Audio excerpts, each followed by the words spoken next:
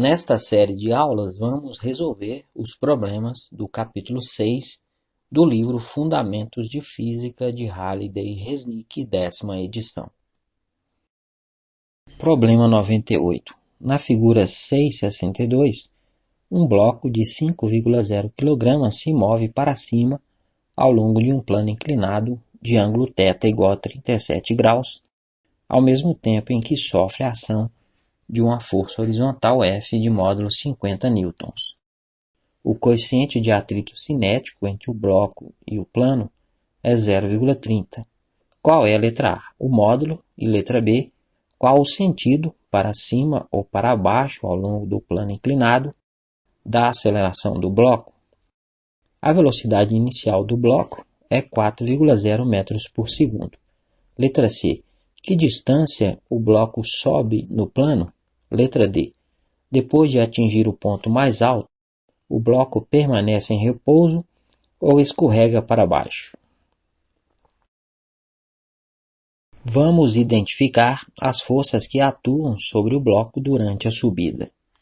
Como de costume, vamos escolher o eixo X paralelo ao plano e o eixo Y perpendicular a ele, com os sentidos positivos indicados pelas setas.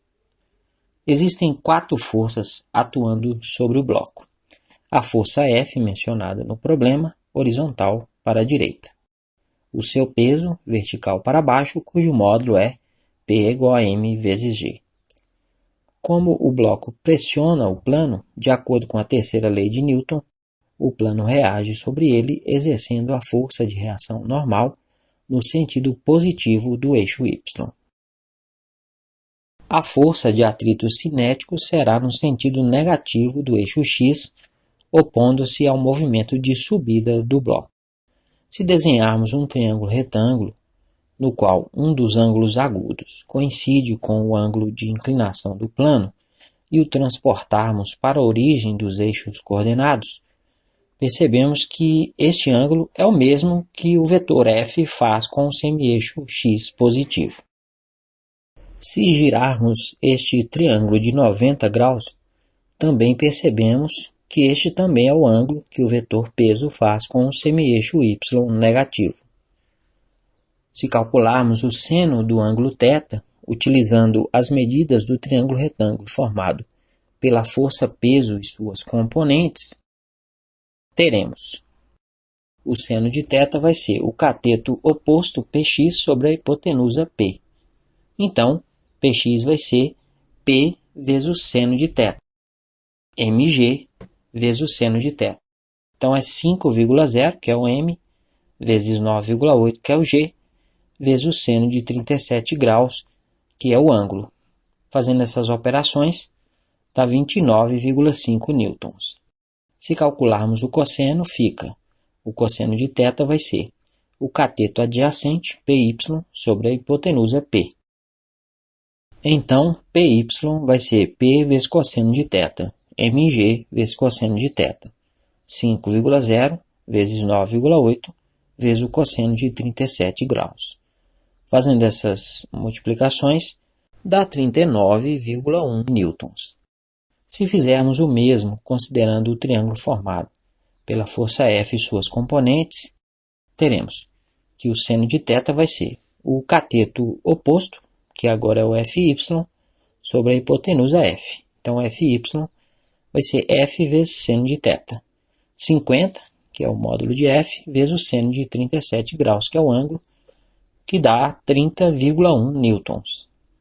Se calcularmos o cosseno, fica o cosseno de θ vai ser Fx, que é o cateto adjacente, sobre a hipotenusa F.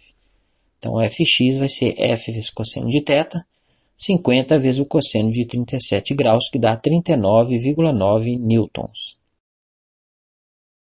Durante o movimento, o bloco não se move na direção y e, de acordo com a primeira lei de Newton, a soma das forças nessa direção deve ser nula. Então, Fn menos Py menos Fy tem que ser igual a zero.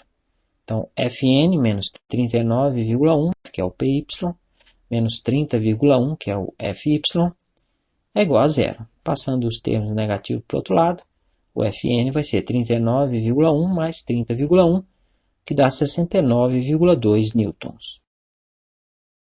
O módulo da força de atrito cinético é proporcional ao módulo da força normal. Fc é igual a mc vezes Fn, coeficiente de atrito cinético vezes o módulo da força normal. Então é 0,30 vezes 69,2, que dá 20,8 newtons. O movimento na direção horizontal é acelerado. Aplicando a segunda lei de Newton nessa direção, teremos que Fx menos Px menos Fc tem que ser igual a m vezes A. Resolvendo para A, o A vai ser Fx menos Px menos Fc sobre m. 39,9, que é o Fx, menos 29,5, que é o Px, menos 20,8, que é o Fc, sobre 5,0, que é o m. Resolvendo essa expressão, dá menos 2,08 metros por segundo ao quadrado. O módulo da aceleração, escrito com dois algarismos significativos, que é a precisão das medidas utilizadas, se torna A é igual a 2,1 metros por segundo ao quadrado. Como o valor calculado é negativo, a aceleração tem sentido oposto ao que definimos como positivo, ou seja, será para baixo. Como o bloco tem aceleração ou desaceleração constante na direção x, o movimento é uniformemente variado e podemos utilizar as equações válidas para esse tipo de movimento. Vamos considerar a posição inicial do bloco x0 igual a 0 e a sua velocidade inicial v0x igual a 4,0 metros por segundo. Como a aceleração é negativa, a velocidade do bloco está diminuindo até parar. Neste instante, ele estará na posição x e a sua velocidade será vx igual a 0. Podemos determinar a distância percorrida até parar utilizando a terceira equação da lista. Então, 0 ao quadrado, que é o vx ao quadrado, vai ser 4,0 ao quadrado, que é o v0x ao quadrado, mais duas vezes a aceleração, menos 2,08, vezes x, que é a posição final, menos 0, que é o x0. 0 ao quadrado é 0, vai ser igual. 4 ao quadrado dá 16, e fazendo as multiplicações aí dá menos 4,16 vezes x. Passando o termo negativo para a esquerda, 4,16 vezes x é igual a 16, então x vai ser 16 sobre 4,16, que dá 3,85 metros. Escrevendo este resultado com dois algarismos significativos, ele se torna, o x vai ser 3,9 metros. O módulo da força de atrito estático máxima entre o bloco e o plano é proporcional ao módulo da força normal. Fm é igual a μe vezes Fn, coeficiente de atrito estático, vezes o módulo da força normal. Então é 69,2, que é o Fn, vezes μe. Como já vimos antes, se a força de atrito estático máxima for maior do que a força aplicada na direção paralela à superfície, a força de atrito estático conseguirá equilibrar esta força aplicada, mantendo o bloco em repouso. As forças aplicadas na direção da superfície são as componentes x do peso e da força F. Então, para que o bloco se mantenha em repouso, é necessário que F é m, o módulo da força de atrito estático máxima, seja maior que Fx menos Px, que são as forças aplicadas na direção da superfície. Então, 69,2 vezes μe, que é o Fm, tem que ser maior que 39,9, que é o Fx, menos 29,5, que é o Px. Então, 69,2 vezes μe tem que ser maior que 10,4. Então, o μe tem que ser maior que 10,4 dividido por 69,2. O μe tem que ser maior que 0,150. Então, a condição para que o bloco se mantenha em repouso depois de parar é que o coeficiente de atrito estático seja maior do que este valor.